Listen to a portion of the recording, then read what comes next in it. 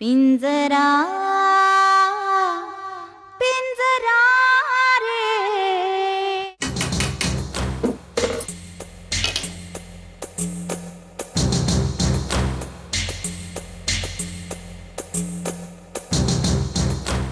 आनंदी, मला काय वाटतं,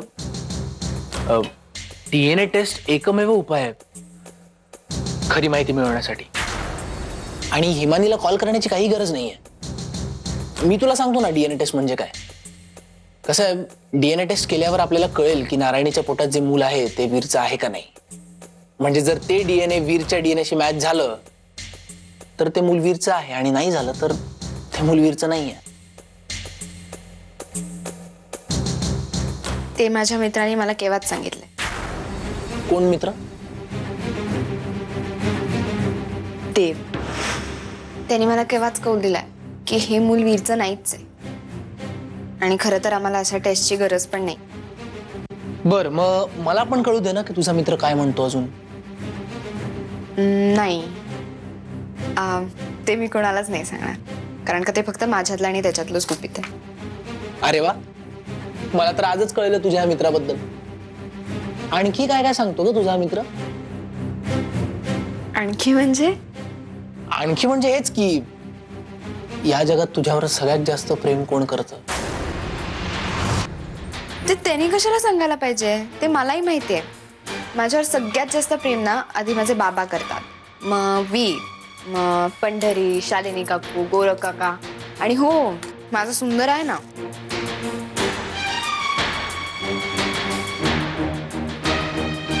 आनंदी, तुझ्यावर प्रेम करणाऱ्या सगळ्यांची नावं तू घेतलीस, पण तू माझं नाव नाही घेतलंस. या कोणापेक्षाही तुझ्यावर सगळ्यात जास्त प्रेम मी करतो. कबीर, काय र, तू काय इथं गोंडा घोळतोयस? ते काम होतं थोडं, मी आलोच.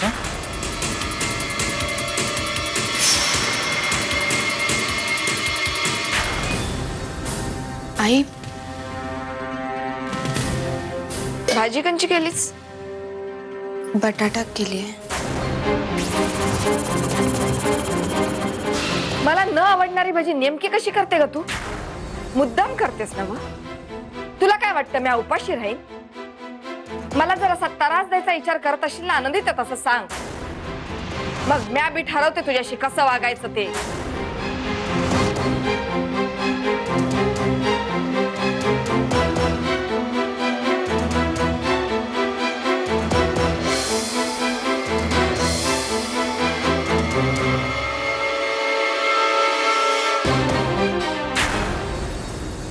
मम्मा, अगं काय झालंय तुला? कसली काळजी करतेस एवढी? नारायणी, अगं तुला दिवस गेलेत ही गोष्ट अजून तुझ्या वडिलांना माहिती नाहीये. मग तू का नाही सांगत आहेस त्यांना?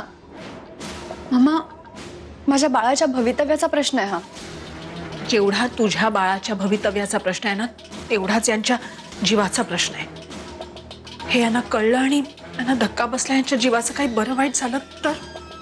पण आज ना उद्या ही गोष्ट त्यांना सांगावीच लागणार आहे मम्मा. हो, हे सगळं मला कळतंय, पण समजत नाहीये.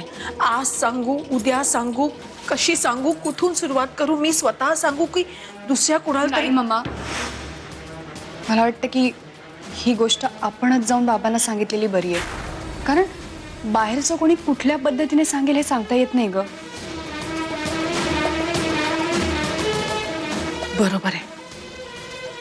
बरोबर आहे तुझं म्हणणं. नारायणी, एक काम करतेस, बच्चा तू जाऊन. नाही मम्मा, मी नाही, तूच बोल बाबांशी.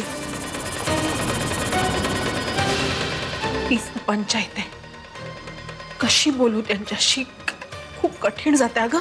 त्यांची मानसिक अवस्था सध्या कशी आहे मला काही कल्पना नाहीये, आणि त्यांना सांगायला तर हवंच. जोपर्यंत त्यांना सांगत नाही ना, तोपर्यंत तुला तात्याच्याकडे पाठवायचं का नाही हा महत्वाचा निर्णय मी नाही घेऊ शकणार. अगं पण कधी सांगणार आहेस तू हे सगळं? सांगते बाई, सांगते. आज नाही तर उद्या नक्की सांगते.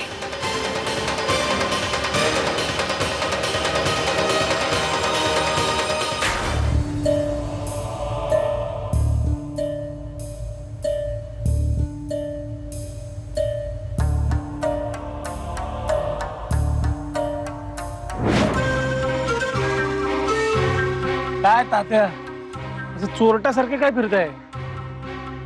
सांगू आपण नुसतं एकत्र आहोत हे बघितलं ना कुणी तर आपल्या डोक्यात काय चाललंय ते कळल म्हणून जवळजवळ तोंड लपवत झालं बघ. बरं आता कामाच्या विषयाला सुरुवात करायची का? आता प्रस्ताव तुम्हीच मांडलाय तेव्हा त्याची अंमलबजावणी कशी करायची हे तुम्ही ठरव घे. कसं ना तात्या, दादा मेल्याशिवाय तुला काय किंवा मला काय जे वाटतंय त्यातली फुटकी कवडी सुद्धा मिळणार नाहीये. तेव्हा तू बोल काय करायचं तूच बोल. त्या मच्छिंद्राला मुक्ती द्या. हं? नाहीतरी काय त्याची गरज आहे का ना गावाला ना घराला यायला खायला खारण धरणीला भार झालंय ते मच्छिंद्र त्याला मुक्त करा. काय बोलतोस काय तात्या तू हे? नुसतं बोलत नाही मी, नागन शेठ करून दाखवायची हिंमत आहे माझी. आजमावून बघा. तात्या पैशांपेक्षा नाती गोतीत जास्त श्रेष्ठ. त्यामुळे तू हे जे काय बोलतोस ना ते फार फार भयंकर वाटतंय रे मला. नागन शेठ काळजी करू नका, लय अनुभव आहे तात्या देशमुख. हो पण तू जे काय बोलतोस ना ते मला अजिबात कळत नाही असं समजतो. हा? वरून काटे नातून गोड. पण आता मी सांगतो तसं वाग, मी जसं म्हणतोय तसं झालं ना त्या मच्छिंद्रच्या सगळ्या जिमिनी माझ्या नावावर होतील. 33% देणगी त्यातले. आणि एकदा का मच्छिंद्र उडाला हे त्या अक्काले नारायणीला वाड्यातून लाथा म्हणून बाहेर काढून बघ. तात्या अरे पण अरे बस झालं आता तुझं पण पर्यंत कामाला काय. तात्या तुला असं वाटत नाही का की तू मला 10-20%च कटवतोयस म्हणून? तर काय नाही, मूळ कल्पना माझी आहे त्यामुळे मला पण तुझ्या बरोबरीचा हिस्सा मिळाला पाहिजे. काय बाबा ते आपण नंतर बोलू. आहेच की आता. तर पण आता कामाला घ्या, आपल्याकडे वेळ कमी आहे. चल निघा निघा, नाही तर कोणी बघितल्यानंतर खरंच सगळ्यांचा उशीर. निघ.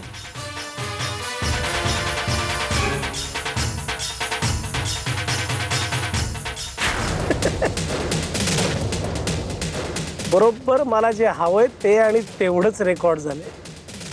तात्या आता उद्या जर का काही कमी जास्त झालं तर सगळं तुझ्याच गळ्यात मारून मोकळा होतो की नाही बघ. ते आमच्याच बाप दादांच्या प्रॉपर्टीतले 20-30% तू मला देणार.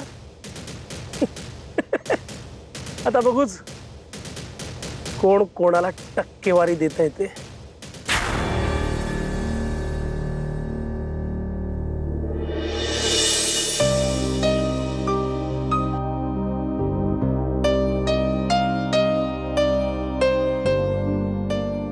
आनंदी, दिवसेंदिवस तू जरा जास्त सुंदर दिसायला लागलीस असं नाही का वाटत तुला? हे तुम्ही सांगितल्याशिवाय कसं कळलं मला वीर साहेब? म्हणूनच तर सांगतोय ना.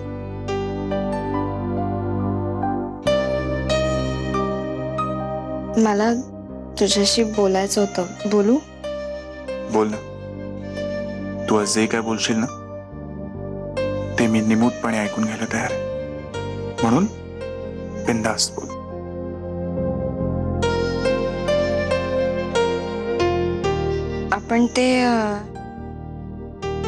आपण ते DNA टेस्ट केव्हा करायच्या?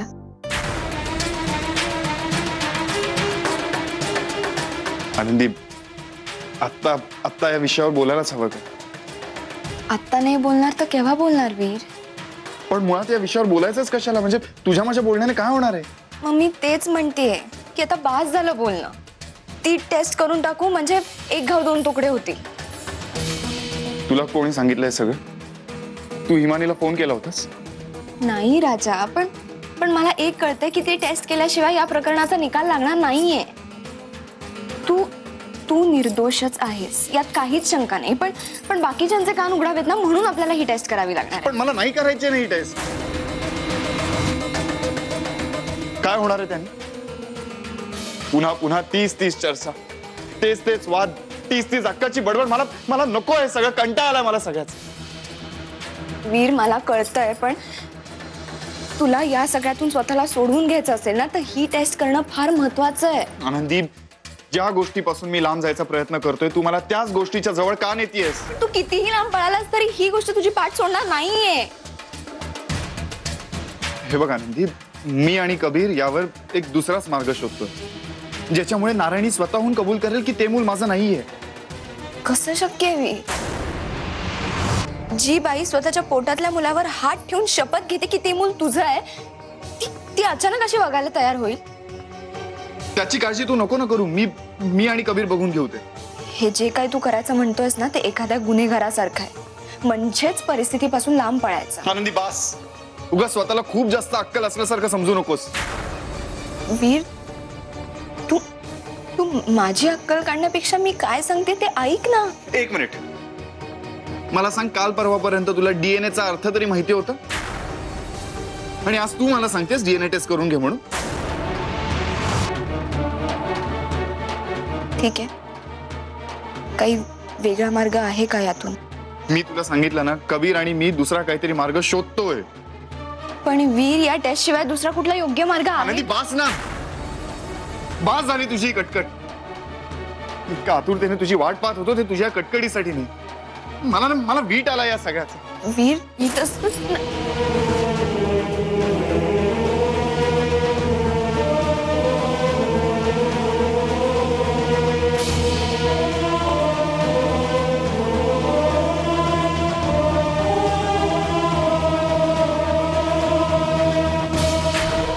खरं तर मी तुमच्या नवरा बायकोमध्ये बोललं नाही पाहिजे, पण एक लक्षात ठेव, काहीही झालं तरी डीएनए टेस्ट झाली नाही पाहिजे, कारण आपल्यालाच खात्री नाहीये त्या रात्री नक्की काय झालं होतं त्याची. पिंजरा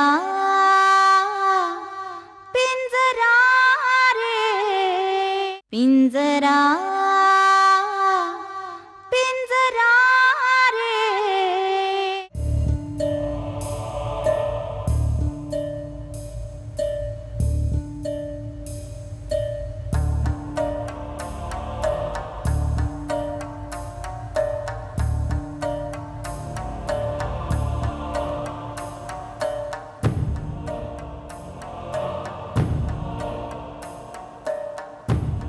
कबीर, अरे काय तू असं सस्त बसलायस? कर ना काहीतरी. ते आनंदी आणि ईर एका खोलीत असतात ना, मला लई त्रास होतो त्याचा. अरे चुकून त्या आनंदीला दिस गेले ना ईर पासून, ते हे लोडणं बिघाळ्यात येऊन बसेल आपल्या. आत्या, त्या दोघांना शरीरानं वेगळं करण्यापेक्षा त्या दोघांना मनानं वेगळं करणं जास्त गरजेचं आहे. मनाने म्हणजे? मला नाही कळलं, काय बोलतोयस तू? म्हणजे ते दोघं झोपतील एकाच खोलीत, पण एकमेकांना पाठ करू. त्यांच्यात इतका वाद झाला पाहिजे की ते स्वतःहून एकमेकांपासून लांब होतील. जसं मी माझं काम केलंय, बघू त्याचा प्रभाव दिसेलच. मी केलेलं काम पूर्ण झालंय याचा पहिला रिझल्ट.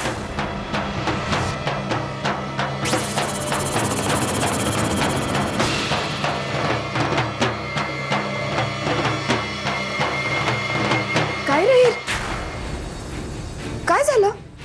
उशी घेऊन बाहेर आलास? नाही, ते काही नाही झालं, असंच. आत्या, तू जाऊन झोप. बरेच दिवस झाले मी आणि वीर काही बोललो नाहीये. आम्ही जरा गप्पा मारतो. बाय.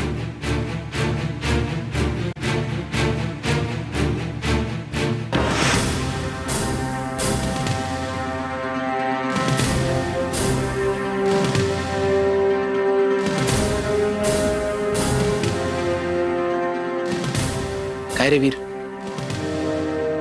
काय झालं? आनंदीशी भांडण वगैरे झालंय का? नाही रे, भांडण असं नाही, पण जरा वाद झाला आमचा. बरं बाबा, वाद झाला, पण कशावरून झाला ते तरी सांगशील? काही नाही, तेच नारायणी प्रकरण. आनंदी मला सारखं सारखं म्हणते की ती डीएनए टेस्ट करून घेऊयात म्हणून. हे बघ यार वीर,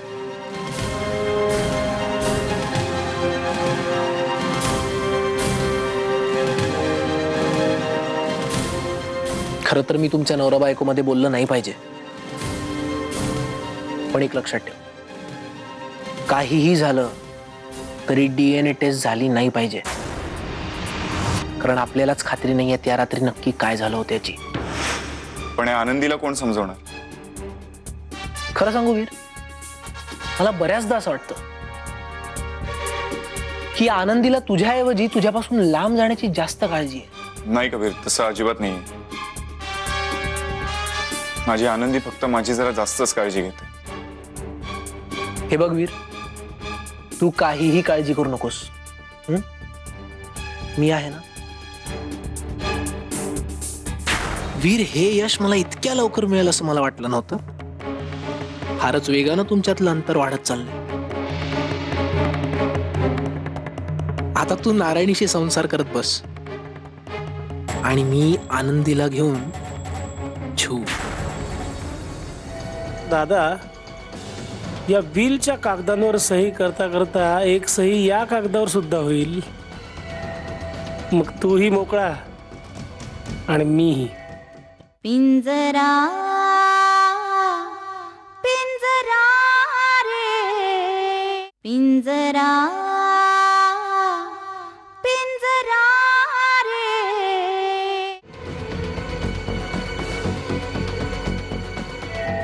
दादा, या बिलच्या कागदांवर सही करता करता एक सही या कागदावर सुद्धा होईल. मग तूही मोकळा आणि मीही.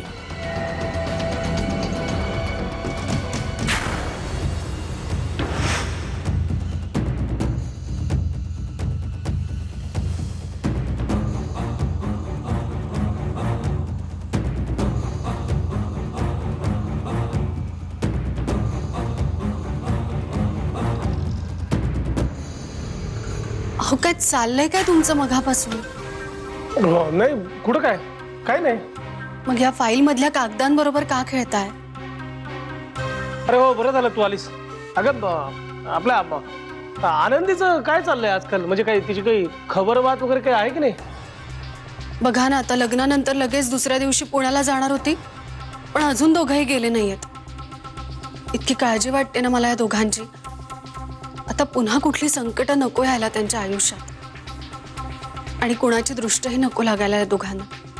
हिला एकदा का दादाच्या सह्या या कागदांवर झाल्या की शेलार वाड्याचा मालक मीच. मग बघतो अक्काचा माज आणखी किती दिवस चालणार आहे ते. अहो, काय झालं आता? कसला विचार करताय तुम्ही? पुन्हा काहीतरी डोक्यात सुरू आहे ना तुमच्या? परत पहिल्यासारखंच वागायला लागलाय तुम्ही. जित्याची खोड मेल्याशिवाय जात नाही, किंवा कुत्र्याचं शेपूट वाकडं ते वाकडच. म्हणजे म्हणजे काही नाही. आता प्रश्न पास झाले. जा पळ, कुठेतरी जाऊन त्या आनंदीचा विचार करत बस. जा, चल.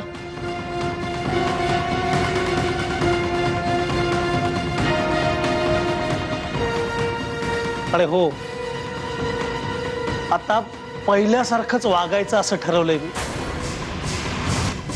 कारण मलाही माझ्या मताप्रमाणे वागायचं, कळलं ना? अहो पण पास, चल निघ म्हटलं ना.